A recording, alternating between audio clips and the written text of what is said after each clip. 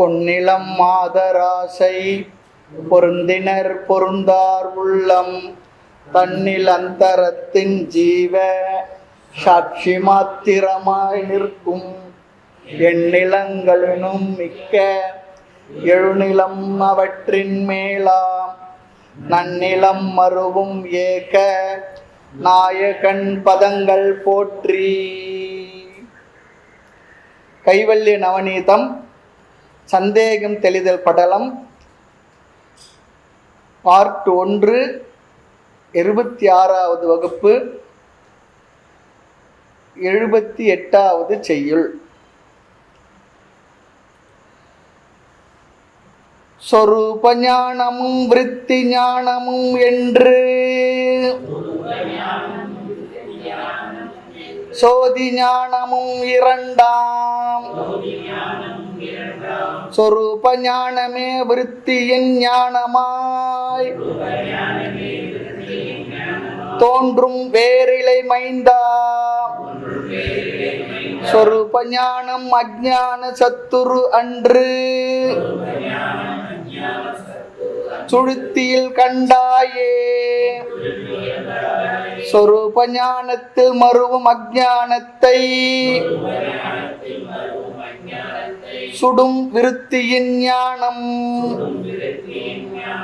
இங்க முதல் வரியில என இருக்கு பாருங்க, அது என்றுன்னு போட்டு என்றுன்னு தான் இருக்கு.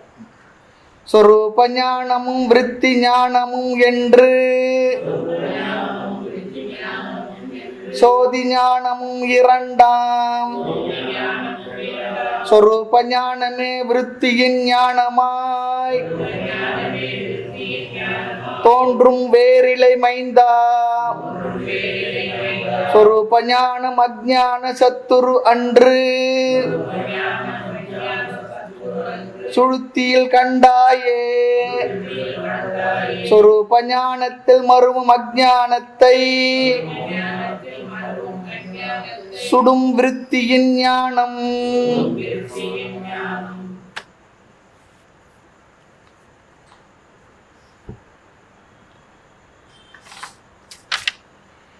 சிஷியனுடைய கேள்வி என்ன? சுவாமிகளே, உலகில் உள்ள அஜ்ஞானம் கர்மத்திற்கு விரோதி இல்லை. அஜ்ஞானத்தோட தான் நாம் இருக்கோம், ஆனால் நிறைய விவகாரங்கள் செய்துக்கிட்டு தான் இருக்கோம். கர்மம் அஜ்ஞானத்துக்கு விரோதி இல்லை, ரெண்டும் கோ எக்ஸிஸ்டாக இருக்கு. உறவாகிவிடும் என்று சொன்னீர்கள், பகைமை இல்லைன்னு சொன்னீங்க. ஆனால் அஜ்ஞானத்திற்கும் ஞானத்திற்கும் விரோதம் உள்ளது சொல்லி சொன்னீங்களே, அது எப்படி? சுலபமாக புரிகிற விஷயந்தான், இருந்தாலும் சிஷ்யன் இப்படி ஒரு கேள்வியை கேட்டு நமக்கு புரிய வைக்க முயற்சி பண்ணுறான். அது எப்படி இருக்குன்னா, சந்திரனில் களங்கம் இருப்பது போல், மருவு இருப்பது போல் பரிசுத்த ஞானத்தோடு அஜ்ஞானமும் ஒன்றாய் பொருந்திருந்து சகல காரியங்களும் செய்யத்தகுமோ? செய்யலாமே, என்ன இப்போ அப்படி சொல்லி கேள்வி கேட்கலாம். ஆக ஞானம் அஜ்ஞானத்திற்கு பகையாயின் அதனோடு கூடி சிருஷ்டி செய்வது எவ்வாறென வினாவுதலும் அதற்கு குரு விடை கூறுதலும். இது 77வது பாட்டுக்கு நாம் விளக்கப்பார். குருமூர்த்தியே, தேவரீர் உலக வடிவமாக பரிணாமத்தை அடைந்த அஜ்ஞானமும் யாகாதி கிரியைகளும் தம்முள் பகையாமல், தமக்குள் வேறுபடாமல், வேற்றுமை காட்டாமல் உறவாய் இருக்கின்றது என்று 70வது ஸ்லோகத்தில் சொன்னீங்க. ஆனால் பெயர் வடிவம் எல்லாம் அஜ்ஞானமும் எப்போது விவகாரமின்றி உள்ள ஞானமும், விகாரம் இல்லாமல், விவகாரம் உள்ள விகாரம், ஞானம் எப்பொழுதும் பியூர் கான்சியஸ். ஆமாம், அந்த ஞானமும் தம்முள் பகையாமல் இருப்பது உண்மையாயின் சந்திரனிடத்தில் களங்கம் போல அந்த அஜ்ஞானமான ஞானத்தோடு கூடி நின்று இந்த உலகத்தில் காரியம் செய்ய முடியுமா? அதனை உரைத்தருள வேண்டும். இதுதான் கிருஷ்ணனுடைய கேள்வி. அழகாக நமக்கு நல்லா சொல்லித்தர எங்க குருநாதர்.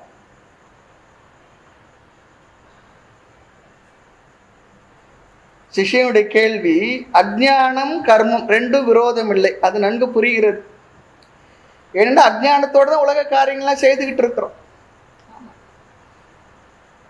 ஆனால் ஞானத்துக்கும் அஜ்ஞானத்துக்கும் விரோதம் இருக்கு என்பது எனக்கு புரியவில்லை. காரணம், ஞானம் வந்தால் அஜ்ஞானம் போய்விடுன்னு சொல்றீங்களே, அது எப்படி? அதற்கு பதில் தான் இந்த பாடல். மைந்தா பாடலை பார்க்கலாம். மைந்தா சிஷ்யனே கேள், சோதி ஞானமும் ஜோதி ஞானமும் அனைத்தையும் அறிகின்ற அறிவும் ஸ்வயம் பிரகாசமான ஞானமும் தானே எப்பொழுதும் விளங்கி கொண்டுள்ள அந்த கான்சியஸ் அறிவு இருக்கு, அந்த அறிவும் சொரூப ஞானமும் விருத்தி ஞானம் என்று ரெண்டாம். தானே எப்பொழுதும் எங்கும் என்றும் விளங்கி கொண்டுள்ள அந்த அறிவு இருக்கே, அது ரெண்டா சொல்லப்படுகின்றது. ஆக ஞானம் ரெண்டு விதம் சொல்றார். ஞானம் ரெண்டு விதம். அது ஒன்று சொரூப ஞானம் எனவும் விருத்தி ஞானம் எனவும் இரண்டு வகையா. விருத்தி ஞானம்னா நம்முடைய மனதில் அந்த கரணத்தில் வரக்கூடிய அறிவு, அதில் நாம் பெறக்கூடிய அறிவு விருத்தி ஞானம். விருத்தி சொல்லிச்சுன்னா எண்ணம்னு அர்த்தம், எண்ணம். பொதுவாக ஞானமும் அஜ்ஞானமும் விரோதம் சொல்லி சொன்னா இந்த சிருஷ்டி எல்லாம் உற்பத்தி இந்த செயல்கள் எல்லாம் எப்படி நடக்கும் என்று கேட்டான். இந்த கேள்விக்கு பதில் சொல்லணும்னு சொல்லி சொன்னா ஞானத்தை ரெண்டா பிரிச்சாதான் புரியும் சொல்லி. இதில் ஒரு ஞானம் அஜ்ஞானத்துக்கு விரோதி, ஒரு ஞானம் அஜ்ஞானத்துக்கு விரோதி இல்லை என்று சொல்லுகின்றார். ஆக சொரூப ஞானம் அப்படி சொல்லி சொன்னா சாமானிய ஞானம் சொல்றாங்க. அப்படின்னா புரியலையே சொன்னா, நான் நான் என்று எப்பொழுது உணர்வாக நம்ம இடத்துல இருக்கு பாருங்க, அது அஜ்ஞானத்துக்கு விரோதி இல்லை. காரணம் ஆழ்ந்த உறக்கத்துல நாமும் நான் என்ற உணர்வு இருக்கு, ஆனா ஒடுங்கி இருக்கு. அதுதான் நம்முடைய சொரூபம். ஆனா அங்க ஒன்றையும் அறியவில்லை என்ற அஜ்ஞானமும் இருக்கு இல்லையா? அந்த சொரூப ஞானம் அஜ்ஞானத்துக்கு விரோதியா இருந்தா அஜ்ஞானத்தை நீக்கி இருக்கணுமே. இல்லை, ரெண்டும் இருக்கு. நான் ஒன்றையும் அறியலைன்னு இருக்கனே, ஆழ்ந்த உறக்கத்தை நான் ஒன்றையும் அறியவில்லை, அது முழிச்ச பிற்பாடு தான் தெரியுது நான் ஒன்றையும் அறியவில்லை என்பது. ஆக ரெண்டுமே என்ன, ஞானமும் அஜ்ஞானமும் விரோதம் இல்லாம அங்க இருக்குப்பா. அது சொரூப ஞானத்துல. சொரூப ஞானம்னா நாம் நாம இருப்பது, ஒரு விவகாரமும் இல்லாமல் நாம் நாம இருக்கின்ற தன்மையில். அது சாமானிய ஞானம். விசேஷ ஞானம் என்ன? விருத்தி ஞானம். நம்முடைய அந்த கரணத்துல நாம் பெற்றுள்ள அறிவு, அது அஜ்ஞான விரோதி. இதுதான் இங்க தலைப்பு. அந்த கரணத்துல, அந்த கரணம் புரிஞ்சுக்கணும், நம்முடைய மனதில் உள்கருவி. அந்த கரணம்னா நம்முடைய மனது, சூக்ஷ்ம சரீரம். அதுல நான் ஆத்மா என்ற அறிவு வந்தா நான் அனாத்மா இந்த உடல் என்ற அஜ்ஞானம் போயிடுறேன். விருத்தி ஞானம் அஜ்ஞானத்தை போக்கி விடுகின்ற, விரோதியாகி விடுகின்ற. ஆக சாமானிய ஞானம் அஜ்ஞான அவிரோதி, விசேஷ ஞானம் அஜ்ஞான விரோதி.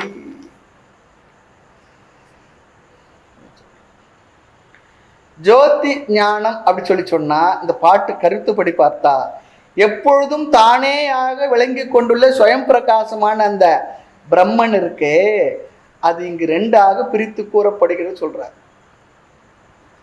பிரம்ம ரெண்டாக இல்லை, சொரூபம் ரெண்டாக இல்லை, ஒன்னாதான் இருக்கு.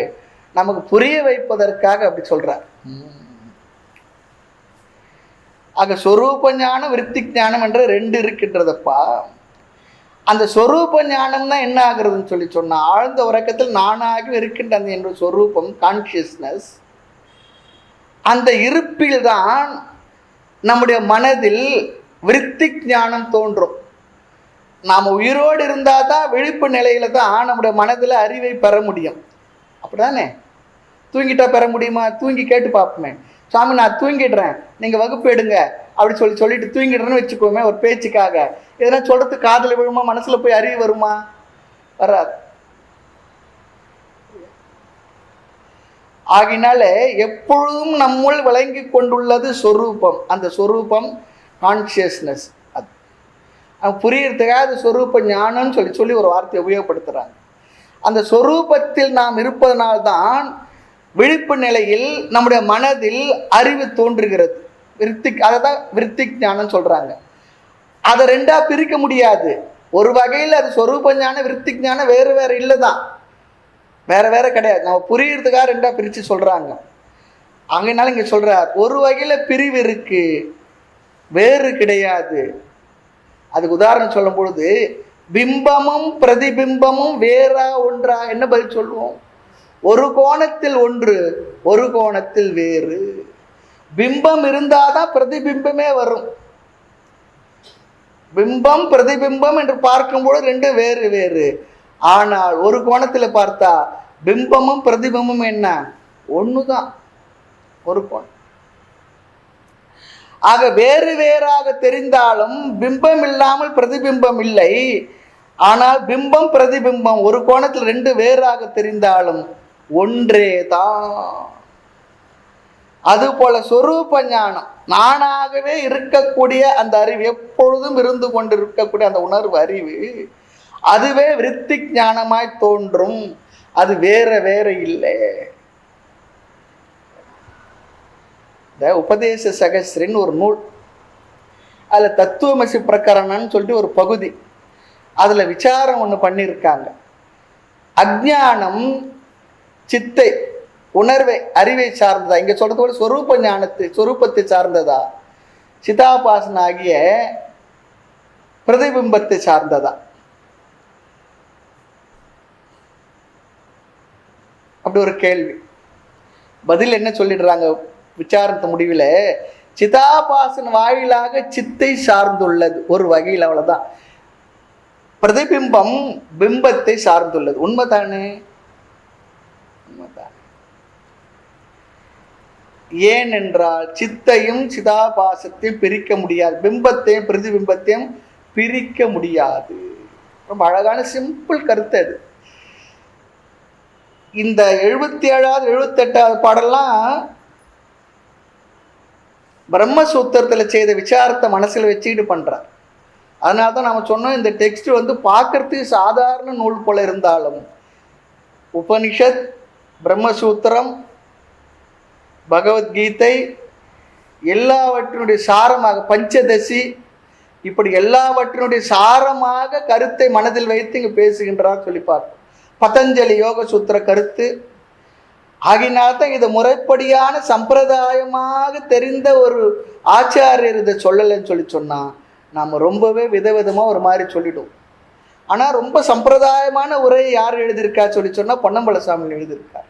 அதை விட்டு வடிவேலு செட்டியார் அவர் ஒரு உரையை போட்டிருக்கார், வினா விடை சொல்லி ரொம்ப அழகாக இருக்கு. அப்புறம் ஆரணி குப்புசாமி முதலியார் அவர் ஒரு உரை எழுதியிருக்கார். ரொம்ப ரொம்ப ரொம்ப ரொம்ப சிம்பிள் அது, அதுவும் கூட உபயோகமாக இருக்கும். எவ்வளோ பெரியவங்களாம் இந்த விஷயத்துக்கெல்லாம் கவனம் கொடுத்துருக்காங்க. அதனால நம்ம தெரிஞ்சதுனால, நாமளும் ஏதோ குருவனுடைய திருவருள் இருந்ததுனால, முறையாக பாடம் கேட்டதுனால இந்த இடத்துல இதெல்லாம் இருக்குன்னு சொல்ல முடியும்.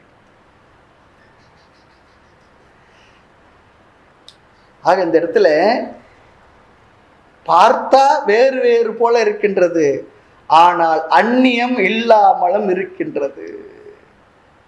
ஆகவே ரெண்டு வேறு வேறு இல்லை மைந்தா, பார்க்கறது ரெண்டா தெரியுது.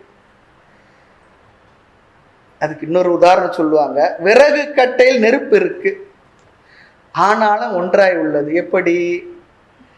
விறகுல உள்ள வெளிப்படாத தீ, விறகு இருக்கு, தீ அதுல இருந்து வெளிப்படலை, வெளிப்படாத அந்த தீ இருக்கு, இருட்டுக்கு விரோதி இல்லை.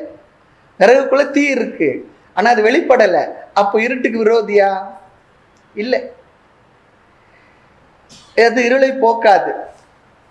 ஆனால் கட்டைக்குள் உள்ள விசேஷமான அக்னி, வெளிப்பட்ட அக்னி இருக்கு, அது என்ன? இருட்டுக்கு விரோதி. இந்த உதாரணத்தை நல்லா ஞாபகம் வச்சுக்கணும். விறகுல வெளிப்பட்ட தீ இருட்டுக்கு விரோதி, விறகுல தீ இருந்தால் வெளிப்படவில்லை என்றால் அது இருட்டுக்கு விரோதி இல்லை. அதுபோல விசேஷ ஞானத்துக்கு நம்முடைய மனதில் நான் ஆத்மா என்ற அறிவு அந்த அறிவு இருக்கு, அந்த ஞானத்துக்கு, அந்த ஞானம், அந்த விருத்தி ஞானம் அஜ்ஞானத்துக்கு விரோதி, அது அஜ்ஞானத்தை போக்கி விடுகின்றது.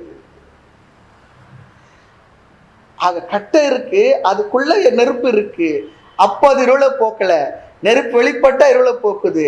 அது போல நானாக இருக்கும் பொழுது சொரூப ஞானம் அஜ்ஞானத்துடன் சேர்ந்துதான் இருக்கு ஆழ்ந்த உறக்கத்துல. அதெல்லாம் பாட்டுல சொல்ல போறார். ஆனால் விழிப்பு நிலையில மனதில் ஏற்படக்கூடிய இந்த விருத்தி ஞானம் அது என்ன பண்ணுது? நம்முடைய அறியாமையை போக்கி விடுகின்றது. இன்னொரு அர்த்தமும் இருக்கு. ஆழ்ந்த உறக்கத்துல ஞானியும் அஜ்ஞானியும் ஒண்ணுதான். ஞானி ஆழ்ந்த உறக்கத்துல நான் ஞானி ஞானின்ற அறிவோடு தூங்குவான். அண்ணா உறக்கத்துல எல்லாருக்கும் ஒரே நியதி தான், சமரசம் உலாவும் இடமே சொன்னது போல் எல்லாம் ஒரே நியமம் தான். விழிப்பு நிலையில் தான் அவன் மனதில் அந்த ஞானம் இருக்கிறது அவனுக்கு தெரியுது. இவனுக்கு விழிப்பு நிலையில் அந்த அறிவு இல்லை. அவ்வளோதான் வித்தியாசம். அதனால தான் சொல்லுவாங்க, உறக்கமானது ஞானிக்கும் அஞ்ஞானிக்கும் அரசனுக்கும் ஆண்டிக்கும் படித்தவனுக்கும் பாமரனுக்கும் எல்லாம் ஒரே மாதிரி தான். ஆழ்ந்த உறக்கத்தை ஒரு பெரிய ஒரு பண்டிதன்ற எண்ணத்தோட முழிச்சிருக்க வரைக்கும் தான் இருக்கும். உறக்கத்தில் கிடையாது, எல்லாம் ஒரே மாதிரி தான் இருக்கும். அதே போல ஆழ்ந்த உறக்கத்துல பார்வை உள்ளவனும் என்னன்னாங்க பார்க்கல, பார்வை இல்லாதவனும் ஆழ்ந்த உறக்கத்துல பார்க்கல. ரெண்டு பேரும் அப்ப என்னன்னா ஒரே ஸ்டேட்டஸ் தான்.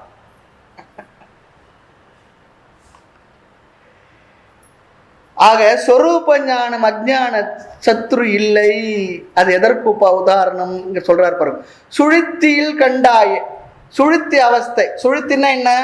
ஆழ்ந்த உறக்கத்தில் பிரகாச ஸ்வரூபமான அறிவே வடிவான ஆத்மாவின் கண் அஜ்ஞானம் விளங்கி நின்றது. ஆழ்ந்த உறக்கத்துல நீ இருந்தியா இல்லையா? நீ இருந்த தானே. நீ என்னவா இருந்த? உணர்வா இருந்த. அந்த உணர்வு ஒடுங்கின நிலையில் இருந்தது. அங்கே அஜ்ஞானம் இருந்ததா இல்லையா? இருந்ததுதான் சொல்லணும். அது எப்படி தெரிஞ்சது? எழுந்த உடனே சொல்றோம், எனக்கு உறக்கத்தில் ஒன்றுமே தெரியல. முழிச்ச பிற்பாடு தான் சொல்றோம். ஆனா என்ன உண்மை? என்ன? ஆழ்ந்த உறக்கத்தில் நம்மை பற்றி எதுவுமே தெரியாமல் இருந்திருந்தோம். அங்க நாம் இருந்தோமா இல்லையா? நான் இருந்தேனா இல்லையா? இல்லைன்னு சொல்லி சொன்னா மும்பாயிட மறுநாள் ஆளுகிட்ட சொல்லி அனுப்பிட்டு இருப்பாங்க நம்ம முழிக்கிறதுக்கு இப்படி உருட்டி பரட்டி பார்த்து. நான் இருந்தேன், நான் இருந்தேன், நல்லா இருந்தேன். நம்ம சொல்லுவோம், என்னங்க அப்படி சொல்லிட்டீங்க? கள்ள ஆட்ட நாங்கள் உட்காந்துருக்கேன், நீங்க என்னை பார்க்காத எப்படி போக முடியும்னு சொல்லுவோம். நான் இருந்தேன். இப்போ பியூர் கான்ஷியஸ்னஸ். அங்கே நான் மட்டுமே, நான் தான், நான் மட்டுமே, நானே தான் இருந்தேன். வேறு யாரும் இருக்கல. அங்கே மனம் இல்லை, அதனுடைய இனம் இல்லை. இனம்னா புத்தி சித்தம் எதுவும் இல்லை, இந்திரியங்கள் இல்லை, உலகம் இல்லை, எதுவுமே இல்லை. ஆனால் நான் இருந்தேன். அதை நான் அறியாமல் இருந்தேன். சொல்றார், ஆழ்ந்த உறக்கத்தில் பிரகாச ஸ்வரூபமான அறிவை வடிவான ஆத்மாவின் கண்ணே அஜ்ஞானம் விளங்கி நின்றது. அஜ்ஞானம் இருந்ததப்பா. நீ ஒன்றும் அறியாமல் இருந்தாயே, அதை விழித்தவுடன் சொன்னாயே. கேட்கிறார் பாருங்க. இதெல்லாம் முதல் விசாரம் பண்ணியிருக்கார். அதெல்லாம் மனசில் வச்சுக்கிட்டு சிஷ்யனுக்கு சொல்லிட்டு இருக்கார். ஏன்னா தத்துவ விளக்க படலத்துடைய விளக்கம்னா சந்தேகம் தெளிதல் படலம். நீ அதை விழித்தவுடன் நீ சொன்னாயே, நான் ஒன்றையும் அறியவில்லை என்று அந்த அஜ்ஞானம் சொரூப ஞானத்தோட தானே இருந்தது. அந்த பியூர் கான்சியஸோடு இருந்தியே.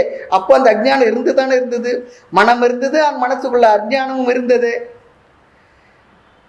அந்த அறியாமையை நீ அறிவதால், அந்த அறியாமையின் என்ன? நீ அறிகின்றாயே பிடிச்ச உடனே. ஆக அனுபவித்து அறிந்தாய் அல்லவா? நான் அறியாமையுடன் இருந்தேன் ஆழ்ந்த உறக்கத்தில் என்பதை உன்னோட அனுபவத்தில் இருந்தது, நீ அறிஞ்சே இல்லையா?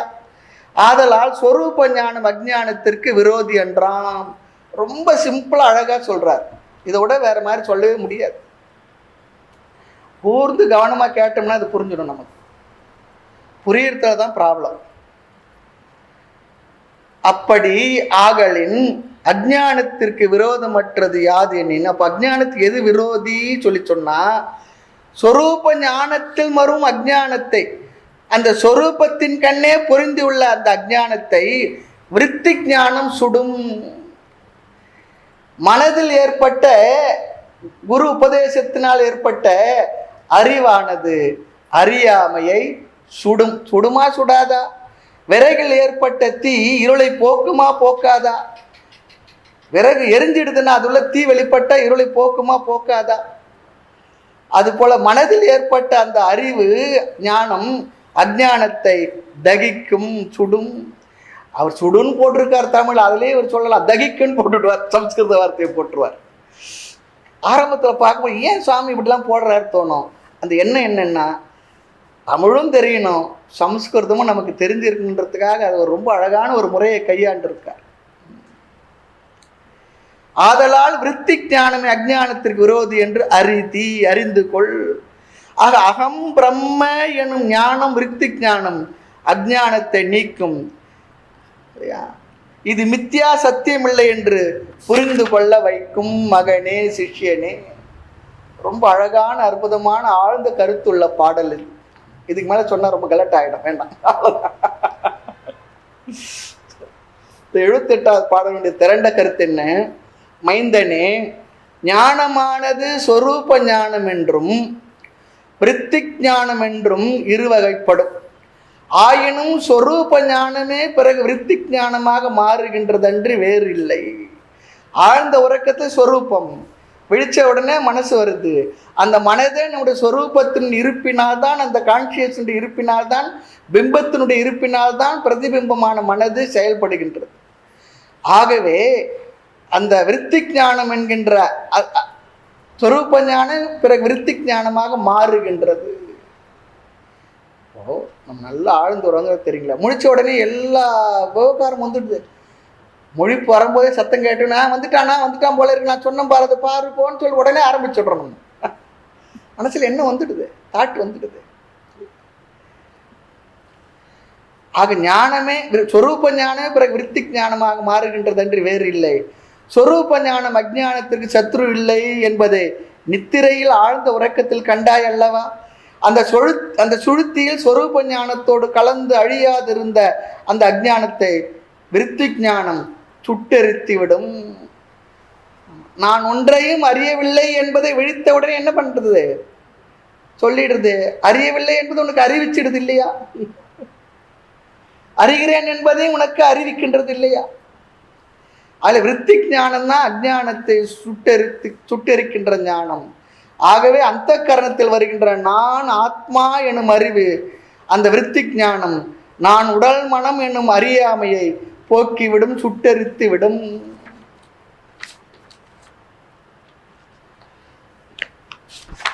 அடுத்த பாடல் 79வது பாடல்.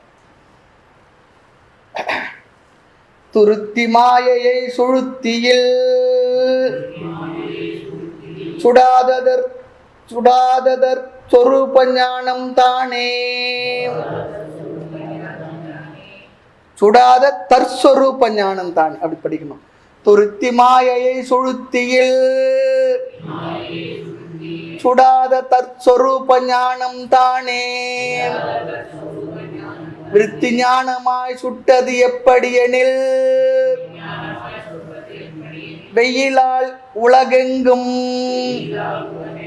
பறித்த சூரியன் சூரிய காந்தத்தில்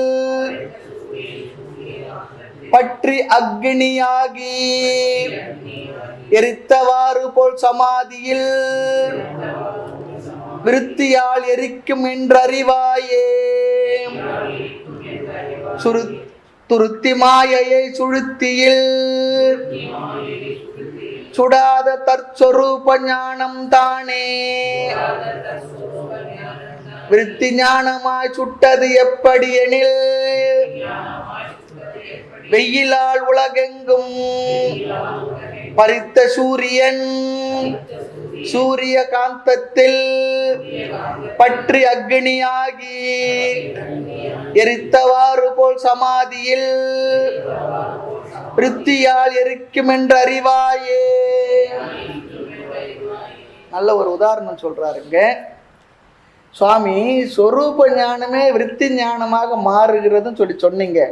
இங்க பாருங்க, முதல் பாடல் கருத்தை மனசுல வாங்கிட்டு அதை அப்படியே கேட்டுட்டு வருவார். அப்படி சுழுத்தியில் மருவி இருந்த அஜ்ஞானத்தை அழிக்க முடியாத சொரூப ஞானமான ஆழ்ந்த உறக்கத்தில் சொரூப ஞானம் இருந்ததுன்னு சொல்லி சொல்றீங்க.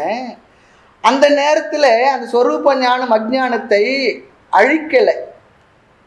அப்போ அஜ்ஞானத்துக்கு விரோதி எந்த ஞானம் அப்படின்னு கேட்டுடுறான். அது எப்படி சொரூப ஞானமாக இருக்கும்போது அஜ்ஞானத்தை அழிக்கல, விருத்தி ஞானமாக மாறும்போது அஜ்ஞானத்தை அழிக்கிறது, அதை சொல்லுங்கன்னு சொல்லி கேட்டுடுறோம். கேட்கறது ரொம்ப படித்தவங்களுக்கு குழந்தை போல இருந்தாலும் கூட ஆரம்ப பாடம் படிக்கிறவங்களுக்கு ரொம்ப அப்படியே என்ன சொல்றதுன்னா அழகா சொல்லி கொடுக்குறா போல இருக்கு. அதுக்கு சமாதானம் சொல்லுகின்றார். பாடல் பார்க்கலாம். துருத்தி மாயையை துருத்தியை போலும் துருத்தியை போலும். துருத்தி இருக்கே என்ன பண்றதுன்னா அந்த காலத்துல பிரிச்ச உடனே காத்து உள்ள புஷ்ஷுன்னு போகும். அப்புறம் என்ன பண்ணும், பட் அழுத்தினோம்னா காற்று வெளியே போகும், மறுபடியும் உள்ளே வாங்கும், வெளியில் இருக்க காற்று உள்ளே வாங்கும், அப்புறம் அந்த பற்றை கூட உள்ள செலுத்தும். துருத்தி காற்றை உள்ளே இழுத்து வைத்துக் கொள்ளும், பின் வெளியே விடும். அது சொல்றாரு, அழகா சொல்றார். அது குறுகுகிறது, விரிகிறது, ஒடுங்குகிறது, விரிகின்றது, வெளிப்படுகின்றது. அதுபோல மாயையும் சுருங்குகின்றது, விரிகிறது. ஒடுக்கத்தை விரிவையும் உடைய மாயையை துருத்தி மாயை சொல்றார். மாயை என்ன பண்ணுது? உலகம் தோன்றுகின்றது, மறுபடியும் பிரளயத்தில் ஒடுங்குகின்றது, மறுபடியும் வெளிப்படுகின்றது, மறுபடியும் ஒடுங்குகின்றது. இதைத்தான உலக உற்பத்தி அழிவு சொல்லி சொல்றோம். விரிவடைவதை சிருஷ்டி என்றும் ஒடுங்குவதை அழிவு என்றும் சொல்றோம், பிரளயம் சொல்லி சொல்றோம்.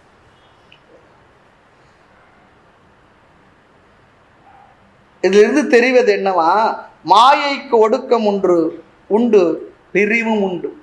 இந்த ஜீவர்கள் எப்படி ஆழ்ந்த உறக்கத்தில் ஒடுங்குகின்றார்கள், மீண்டும் வெளிப்படுகின்றனர். நித்திரையாய்த்தானே நினைவாயிருந்தால் சொல்றாரு பாருங்க. நித்திரையும் பார்த்த நினைவும் அற்றிருப்பதோ சுத்த நிலை அந்நிலை சொல்லாய் நீ பராபரமை. கேள்வி கேட்கிறாரு. ஆகவே ஜகத்தினுடைய பீஜ அவஸ்தையை மாயை சொல்லுவோம். தோற்றத்துக்கு வெளிவராத விதை நிலையில் இருக்கும் பொழுது அதற்கு பேர் தான், இன்னொரு பேரு மாயை, அன்மேனிஃபெஸ்டேஷன் ஸ்டேஜ்னு சொல்லுவோம். ஒரு விதை இருக்கு, அந்த விதை முளைக்கல, அப்போ என்ன இருக்குன்னா அந்த விதையிலிருந்து வெளிப்பட்ட மரத்தினுடைய அத்தனை ஆற்றல் எதில் இருந்தது? அந்த விதைக்குள் இருந்து, விதை நிலையில் இருந்தது, ஒடுங்கின பீஜ அவஸ்தைன்னு சொல்லுவோம். ஒரு ஆலமரம், அந்த ஆலமரத்தின் விதை எப்படி இருக்கு? அவ்வளோ சின்னதா இருக்கு. இவ்வளோ பெரிய விருட்சத்தினுடைய ஆற்றல் எதில் இருந்தது? அது போல இந்த உலகம் முழுவதும் ஒடுங்கிய நிலை, அது பீஜ அவஸ்தைன்னு வார்த்தையை சொல்லும். வார்த்தைகள்ல தான் நமக்கு சங்கடம் வருது, அல்லது புரிஞ்சிக்க முடியறதில்ல. ஒடுங்கிய நிலை, விதை நிலை. உதாரணத்துக்கு தான் சொல்றாங்க. அதுக்காக எங்கேயோ மாயை இருக்கு, அது விதையை போய் எடுக்குன்னு சொல்லி போகாதீங்க. அது எங்க இருக்கும் அந்த விதையும்? அந்த மாயில தான் இருக்கும். நம்ம ஒரு கதை பார்த்து பாருங்க. எல்லா விஞ்ஞானிகளும் சேர்ந்து ஒரு மகாநாடு போட்டாங்க. அந்த மகாநாடு போட்ட பொழுது முடிவு பண்ணாங்க, இனி நமக்கு இந்த உலகத்துல இறைவன் என்ற ஒரு தத்துவம் தேவையில்லை, ஈஸ்வர தத்துவம் தேவையில்லை முடிவு பண்ணாங்க. முடிவு பண்ணிட்டு ஒரு சீனியர் சயின்டிஸ்டை கூப்பிட்டு ஈஸ்வரங்கிட்ட போய் சொல்லிட்டு வந்துருந்தாங்க. கதை தான் ஞாபகம் வச்சுக்காரு, எங்க இருக்கா சாமி கேட்காது கதை. உதாரணத்துக்காக நேராக சயின்டிஸ்ட் போனார். போன உடனே அந்த சயின்டிஸ்ட் என்னப்பான்னு கேட்டார். உங்களை பார்க்க வந்தேன். வா உட்காரு, ஹார்லிக்ஸ் வேணும், பூஸ்ட் வேணுமா, என்ன சாப்பிட்றீங்க? இல்லை இல்லை, உங்ககிட்ட நாங்கள் எல்லாம் விஞ்ஞானிகள்லாம் சேர்ந்து ஒரு முடிவு பண்ணியிருக்கோம். அப்படியா? ஒரு தீர்மானம் போட்டிருக்கோம். அப்படியா? சரி, தீர்மானத்தின விஷயம் என்ன சொல்லும். இனி எங்களுக்கு இந்த உலகத்துக்கு ஈஸ்வரன் என்ற ஒரு தத்துவம் தேவையில்லை அப்படின்னு நாங்கள் முடிவு பண்ணியிருக்கோம். அப்படின்னா என்ன? நீங்கள் தேவையில்லை. நம்ம பையன் சொல்கிறான் இல்லையா, கல்யாணம் பண்ணுற வரைக்கும் வேலை கிடச்சி கல்யாணம் பண்ணுறதுக்கு அப்பா அம்மா தேவை. கல்யாணம் பண்ணோன்னு என்னென்னா, சில பேர் சொல்ல மாட்டான், அப்படி நடந்துக்குவான். சில பேர் வெளியே சொல்லிவிடுவான், நீங்கள் எனக்கு தேவையில்லை, ஆமாம் நாங்களே பார்த்துக்கணும். சொல்லாமல் சொல்லுவாங்க. சில பேர் வெளியே சொல்லிடுவாங்க, நம்ம புண்ணியம் பண்ணிருந்தா தேவையில்லைன்னு சொன்னார். அப்படியா? சரி. அதை பேசிகிட்டே இருக்கும்பொழுது எதுக்காக வேண்டாம் நீங்கள்? இல்லை, நாங்கள் இந்த உலகத்தில் படைக்கின்ற ஆற்றலை நாங்களே பெற்றுவிட்டோம். அந்த குளோனிங் வந்த சமயத்தில் வந்த விஷயம் இது. நாங்களே ஒன்றுலேருந்து ஒன்று படைச்சு நாங்களே படைத்துக்கொள்வோம். புதிதாக நாங்களே படைச்சிக்கிறோம். அப்படியா? சரி. அவர் ஒன்று சொன்னார், நான் ஒன்று சொல்கிறேன், அதை நீங்கள் படைங்க பார்க்கலான்னு. ஈஸ்வரன் ஒன்று சொன்னார், ஏதோ ஒரு பொருளை சொன்னார், இதை ஒன்று படைங்கன்னு சொல்லி சொன்னார். அப்போ அந்த விஞ்ஞானி என்ன பண்ணாரா, குனிஞ்சி அந்த கீழே இருந்த மண்ணை எடுக்க போனாராம், அந்த பொருளை. அதை சொன்னாராம், அது ஏற்கனவே என்னால் படைக்கப்பட்டது, அது கூட நீ படைக்கணும், அப்படி இருந்தால் பரவாயில்ல. அதுபோல் பீஜ அவஸ்தைன்னா எங்கேயோ இருக்குன்னா, அப்போ அதை யார் படைச்சா? அது எங்கே இருக்கும்? அப்படி எடுத்துக்கூடாது. இந்த உலகம் ஒடுங்க நிலையில் நம்ம புரிதலுக்காக பீஜ அவஸ்தைன்னு சொல்லுது. அதுதான் மாயன்னு ஒரு வார்த்தையை சொல்லியிருக்கு. மாயன்னு சொல்லு, தோற்றத்துக்கு வெளிவராத நிலை. அந்த மாயையே வெளிப்படுவதுதான் ஜகத்து. விதையாக இருக்கும்போது மரம் இல்லை, அந்த மரம், அந்த விதை முளைத்தால்தான் என்ன? மரமாக வந்திருக்கின்றது, வெளிப்பட்டு இருக்கின்றது. அதுதான் ஜகத்தாக வருகின்றது. ஆக ஒடுக்கத்தையும் விரிவையும் உடைய மாயை என்றார் அதை. ஏன்னா துருத்தி மாயைன்னு சொன்னதுக்காக இவ்வளவு தூரத்துக்கு போனோம் அந்த வார்த்தைகளுக்காக. ஆக சுழுத்தியில் ஆழ்ந்த உறக்கத்தில் ஒடுக்கத்தை விரிமையுடைய துருத்தியை போல, உதாரணத்தை போல அவித்யை சுழுத்தியில் சுடாத, அஞ்ஞானத்தை ஆழ்ந்த உறக்கத்தில் சுடாத அந்த சொரூப ஞானம், அந்த சொரூப ஞானம் என்ன பண்றது இல்லைன்னா அது நாசமாக்குறது இல்லை. எது? தத் சொரூப ஞானம். தத் சொரூப ஞானம், ஆமா, தன் சொரூப ஞானம், ஆமா, தானே ஆக உள்ள அந்த சொரூப ஞானம். சொரூபம்ன்றதை புரிஞ்சுக்கணும். சொரூபம்னா நானாகவே இருக்கும் தன்மை.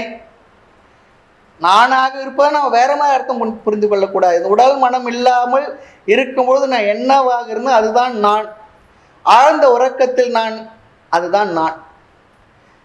சாமி கொஞ்சம் சொல்லி கொடுங்களேன் வேணும்னா. அந்த ஆழ்ந்த உறக்கத்தில் நான் முழிச்சு அப்படி பார்த்துடுறேன். என்னன்னா முழிச்ச பணம் உடல் வந்தாச்சு, முடிக்கிறது இல்லை, புரிஞ்சுக்கிறது.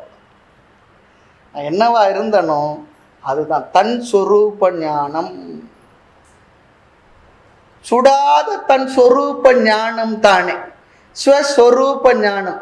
சுழுத்தியின் கண் விரோதியாமல், தகிக்காமல், அதற்கு சாதகமாக இருந்த இடையூறு செய்யாமல், எப்படின்னா ஒரே நேரத்தில் ஏக காலத்தில் அதுவும் இருக்கு, அஞ்ஞானமும் இருக்கு. அங்க அந்த சொரூப ஞானமும் இருக்கு, அஞ்ஞானமும் இருக்கு.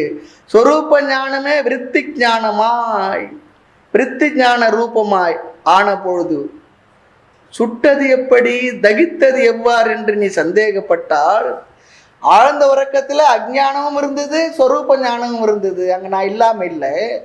ஆனால் விழித்த பொழுது மனதில் ஏற்பட்ட அந்த விருத்தி ஞானம், அப்போ சுடாத அந்த ஞானம் இப்போ மட்டும் ஏன் சுட்டது?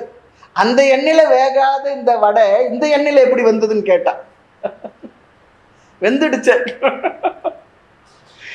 அது போல சொரூபத்தில் கெடுக்க முடியாத, சுட்டு இருக்க முடியாத அஞ்ஞானம் விருத்தி ஞானத்தில், விழிப்பில் மட்டும் எப்படி அதை சுட்டது, நீக்கியது, விரோதித்தது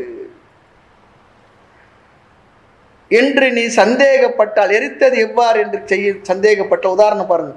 வெயிலா தனது கிரணங்களினால், சூரியன் தன்னுடைய வெளிச்சத்தினால் உலகெங்கும் பறித்த, உலகெங்கும் சாதகமாக நின்று காத்த சூரியன், உலகெங்கும் சூரியனுடைய வெளிச்சம் சாதகமா இருக்கு. சூரியன் ஒரு நாளைக்கு வரலன்னா, 2 நாளைக்கு வரல, என்ன ஆகுன்னா அவ்வளோ மக்களும் ஒரு வழி ஆயிடும். தாவரம் வளராது, கிருமிகள் பெருத்திடும், ஒன்றும் பண்ண முடியாது.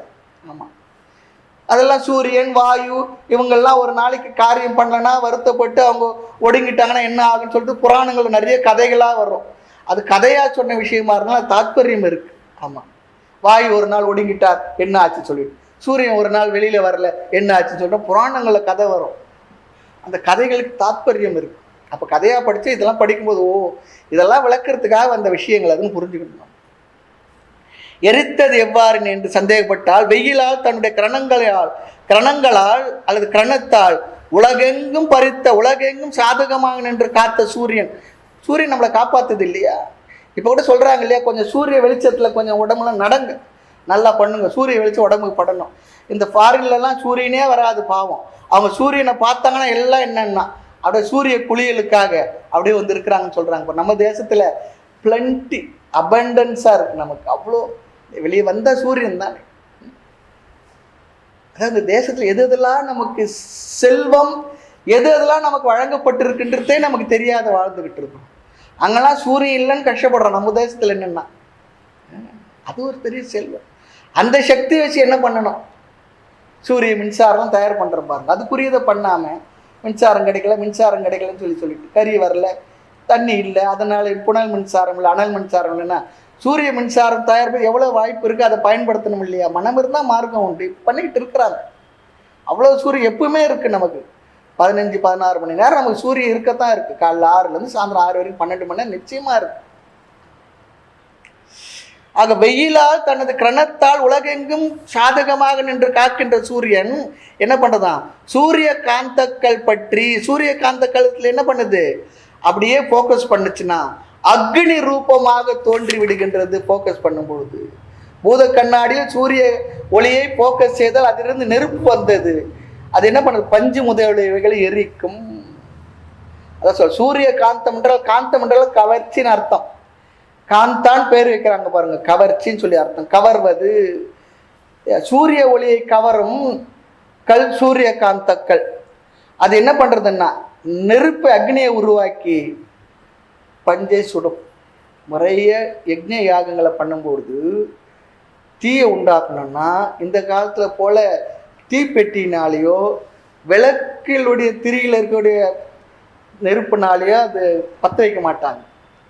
அதுக்குன்னு முதல் பூஜைக்கு முன்னே எல்லாம் ரெடி பண்ணிட்டு சூரியன் இருக்க இடத்துக்கு வந்துட்டு ஒரு பஞ்சையை இது வச்சுட்டு அதை என்ன பண்ணுவாங்கன்னா அந்த ஒரு ஃபோக்கஸ் பண்ணுற அந்த கண்ணாடி அதை வச்சு மந்திரங்கள் சொன்னாங்கன்னா கொஞ்ச நேரத்தில் அதை அப்படியே குபுகுன்னு எரியும்.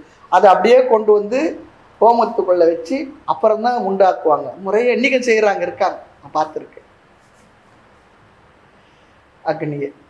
ஆக அது போல அதிலிருந்து நெருப்பு என்ன பண்ணா பஞ்சு முதலியவைகளை எரித்து விடும். பற்றி அக்னியாக்கி பொருந்தி அக்னி ரூபமாக தோன்றுகின்றது. எரித்த ஆறு போல் அப்படி சுட்ட தன்மை போல சமாதியின் கண். சமாதியின் கண்ணா ஆழ்ந்த உறக்கத்துல, அவ்வளவுதான்.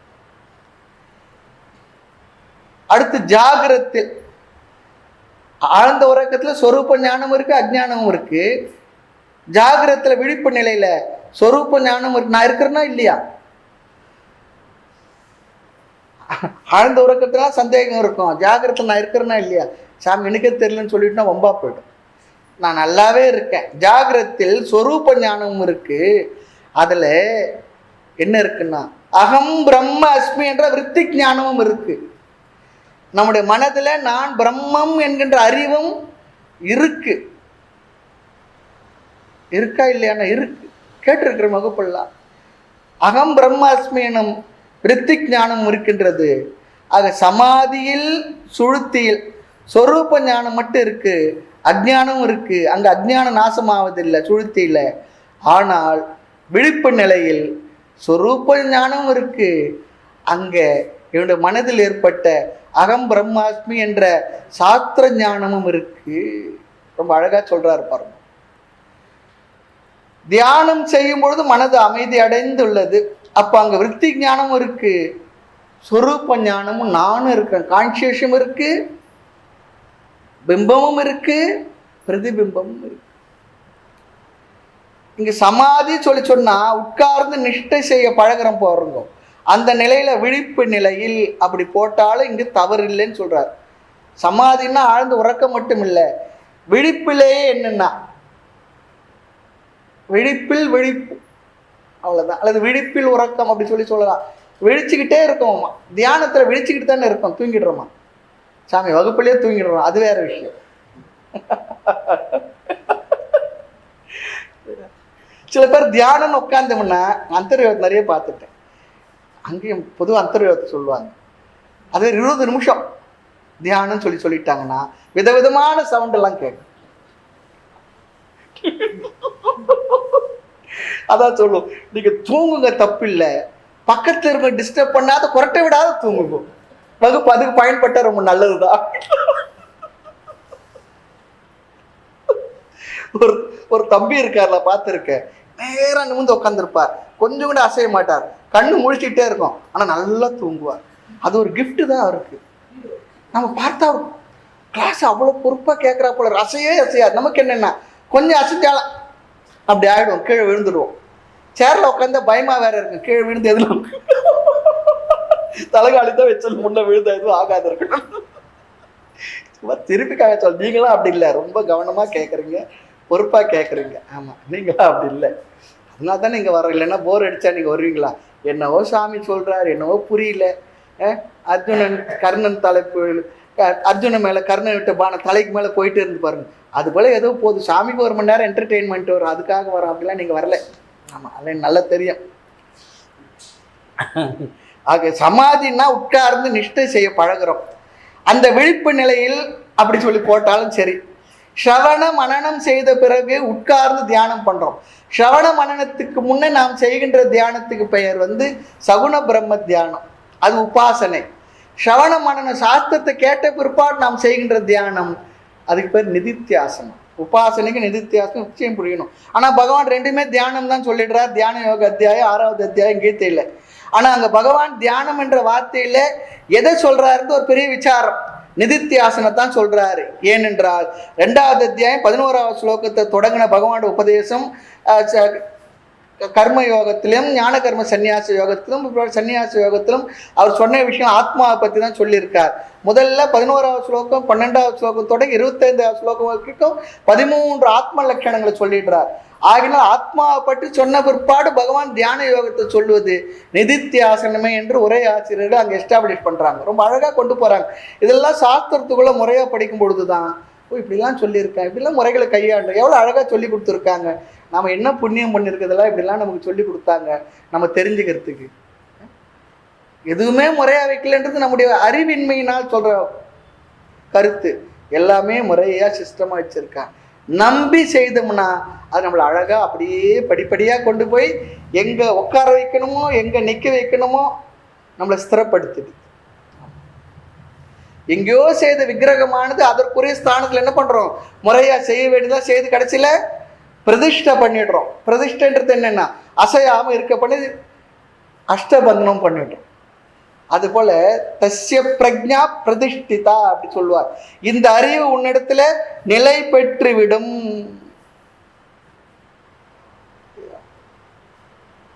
தாய்மன்னர் சொல்றாரு, அறிவிலே நிலை பெறுதல். நான் அந்த அறிவிலே அறிவாய் இருந்திடும் நாத ஒளி காட்டி அமிர்த பிரவாக சித்தி அருளினை அப்படி ஒரு இடத்துல சொல்றார்.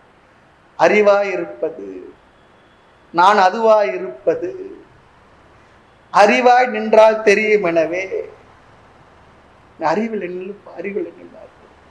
குரு கொடுத்தார் அந்த அறிவிலே. சற்றும் அசையாதிருந்து கொள் அறிவாகி நெஞ்சு. இந்த வார்த்தை தான் நேரடியான வார்த்தை. சற்றும் அசையாம பிரதிஷ்டை பண்ண விக்கிரகம் நகருமா? அது போல இந்த ஞானத்துல நீ நிலை பெற்று விடு. சற்றும் அசையாது இருந்து கொள் அறிவாகி நெஞ்சு. இந்த அறிவு யாரு கொடுத்தாரு? மறை நீதி எம்மாதி நிகழ்த்தினான் குரு சொல்லி கொடுத்தாருப்பா. அவரா சொல்லல. நீதி மறை நீதி சொல்லி சொன்னா உபநிஷதங்கள் ஞான நூல்கள் சொல்லி கொடுத்தது.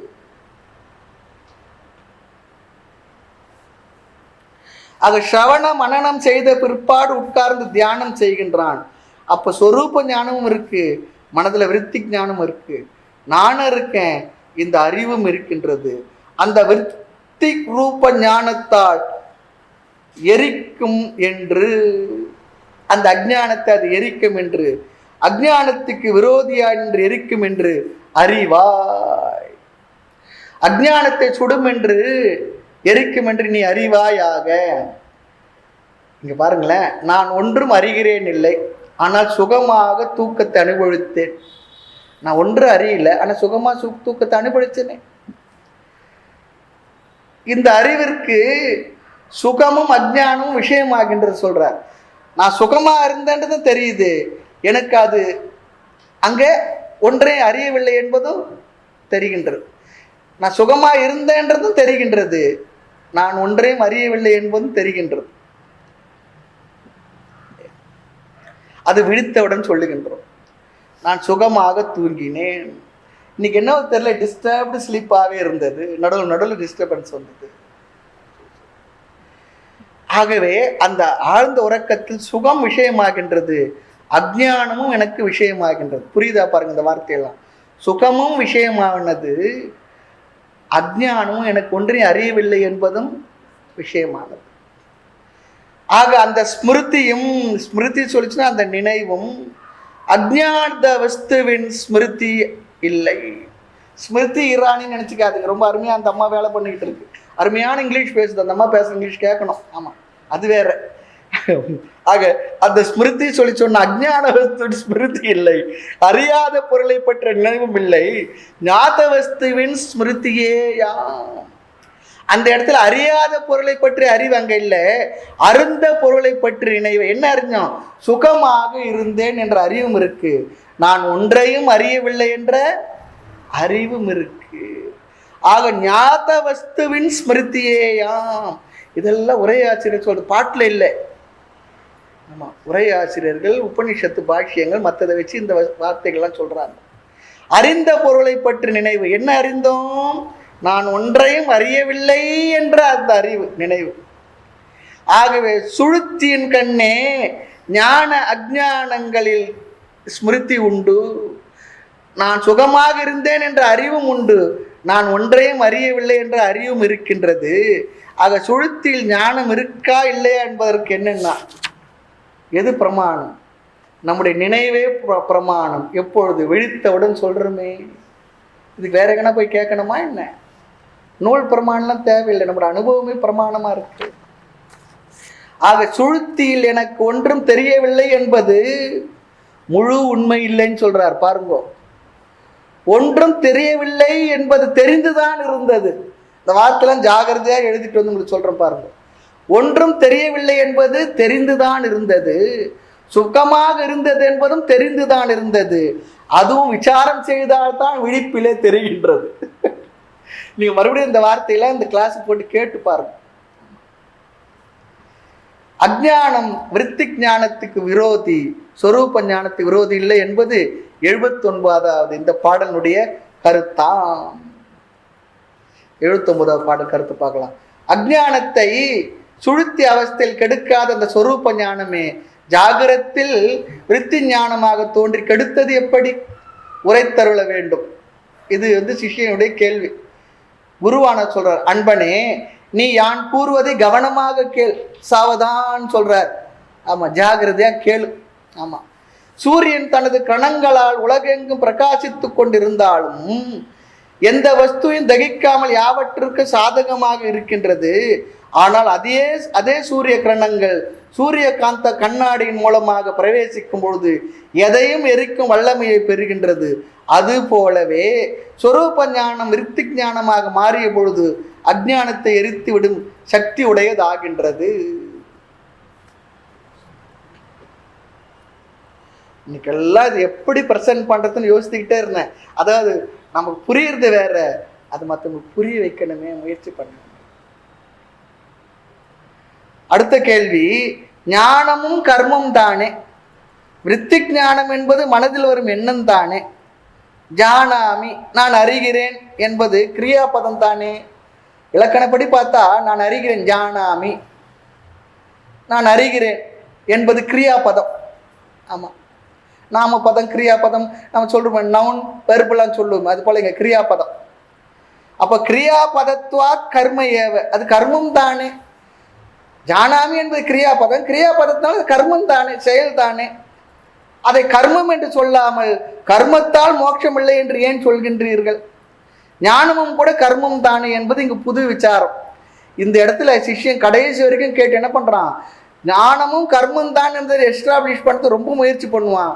குருவானர் அங்கங்க பஞ்சர் பண்ணிடுவார் அந்த கருத்தை. இல்லை இல்லை இல்லை, ஞானம் உனக்கு அப்படி தோன்றனால அது கிரியாபதமா இருந்தாலும் ஞானம் கர்மம் இல்லை சொல்லிடுவார். ஏன்னா கர்மகாண்டிகள் ஞானத்தையும் கர்மம் தான் சொல்லி எஸ்டாப்ளிஷ் பண்ணது ஒரு பெரிய விசாரம் அது. ஆமா, இல்லை சாஸ்திரத்தினுள்ளே போனவங்களுக்கு இப்படிப்பட்ட அபிப்பிராயங்கள்லாம் இருக்கு என்பது தெரியும். அந்த அபிப்பிராயங்கள்லாம் போக்க வேண்டும் என்று பெரியவர் முயற்சி பண்ணி அறிவுபூர்வமாக தெளிவித்திருக்கின்றார்கள் என்பது தெரியும் நமக்கு. அது பிரம்மசூத்திரத்துக்குள்ள போனீங்கன்னா தான் இந்த பூர்வபக்ஷி சித்தாந்த விஷயம் போயிட்டே இருக்கும். சின்ன சின்ன விஷயத்தை கூட கேள்வி கேட்டுருவோம், அவரும் சலிக்காம குரு சொல்லுவார். பாருங்களேன், ஒரு இடத்துல கூட உங்களுக்கு புரியாது போன்னு சொல்லவே மாட்டார். இந்த பாடல்லையே கூட ஒரே ஒரு இடத்துல தான் சிஷ்யம் மேல கோபம் பேயான்னு சொல்லுவார். அதுதான் பெரிய அளவுக்கு திட்டுறது.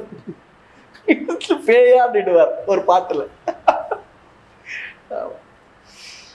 ஆக கிரியாபதம் தானே அறிகிறேன் என்பது, அதை கர்மம் என்று சொல்லாமல் ஏன் ஞானம் சொல்றீங்க? ஞானம் கூட கர்மம் தானே என்பது புது விசாரம். ஞானத்தை என் கர்மமாக சொல்லக்கூடாது, ஞானத்தை கர்மமாக சொல்ல முடியாது அப்பனே. காரணம், அது வஸ்து தந்திரமாக இருப்பதால் அது புருஷ தந்திரம் அல்ல என்பதை சொல்வது.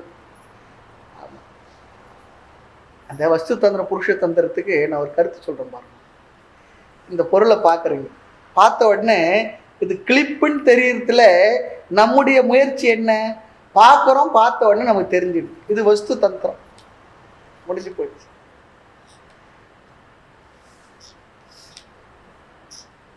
புருஷ தந்திரம் என்ன? அது என்ன? நாம் எதையோ பார்த்து எதுவோ நினச்சிக்கிட்டு அது வேற. ஆமாம். ஆகவே நான் என்னவாக இருக்கிறேன் என்பது என்னென்ன அந்த அறிவிக்கின்றது. அதை நான் வேறா புரிஞ்சுக்கிறது அது விஷயம் வேற, உடல் மனதாக புரிஞ்சுக்கிறது. ஆக ஞானம் என்பதை கர்மமாக சொல்ல முடியாத காரணம் அது வஸ்து தந்திரமாக இருப்பதை பார்த்த உடனே என்ன அறிவு வருதோ அங்கே அறிவு. இது கிளிப்புன்னு தெரிஞ்ச பிற்பாடு இதுக்கு மேலே இந்த பொருளை பற்றிய விஷயத்தை என்ன பண்ணனாமோ முடிஞ்சு போச்சு. அறிவு வந்தாச்சு, அறிவு வந்தாச்சு. சரியா? அப்போ நான் என்னவா இருக்கிறேன்றது பிரம்மமாக இருக்கிறேன்.